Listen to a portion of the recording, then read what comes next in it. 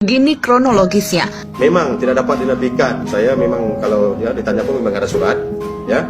Memang kerajaan Malaysia masih menyambung pembayaran session money itu sebanyak 5.300, iaitu kira-kira peso 73.000.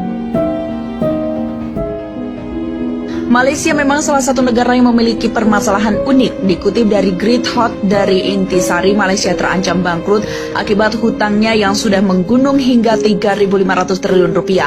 Rasio hutang Malaysia lebih dari 60% PDB sehingga pembayaran tiap tahunnya jauh lebih berat. Jadi sorotan dunia, Malaysia kini harus bayar ratusan triliun kepada pemerintah Indonesia. Ahli waris Kesultanan Sulu menyatakan bahwa pemerintah Malaysia meminta belas kasihan untuk membantu mengurangi beban hutangnya.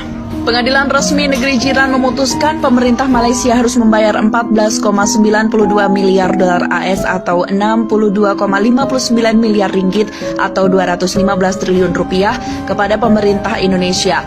Pemerintah Malaysia dinilai melanggar perjanjian 1878 yang ditandatangani Raja Malaysia. Menteri Keuangan Malaysia mengatakan pemerintah akan mengalami kebangkrutan. Zafrul mengatakan tren jumlah hutang pemerintah Malaysia terus meningkat karena terjadi penurunan pertumbuhan gross domestic product atau produk domestik bruto. Dia mengatakan ini menanggapi pertanyaan dari anggota pemerintah Indonesia yang meminta penjelasan bagaimana kasus soal hutang tersebut.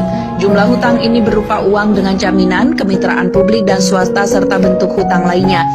Isu hutang pemerintah ini menjadikan isu utama di Malaysia sekarang ini. Bekas Perdana Menteri Mahathir yang sekarang diduduki Ismail Sabri Yaakob mengatakan negaranya melakukan renegosiasi dengan Indonesia untuk mengembalikan nilai hutang yang sudah menggunung. Malaysia sudah melakukan penghentian proyek pembangunan kereta cepat yang menghubungkan Johor Bahru dengan Singapura. Proyek ini akhirnya disepakati dengan kalkulasi biaya baru dan belum tahu kapan akan dimulai kembali.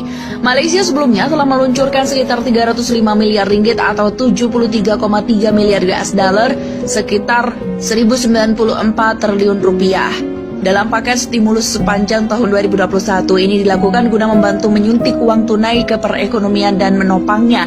Sebenarnya, Jokowi sempat memperingatkan Malaysia soal ledakan hutang ini. Presiden Jokowi mengatakan beban hutang negara Malaysia jauh lebih tinggi dibandingkan dengan negara lain dengan peringkat Safe Grains Credit A.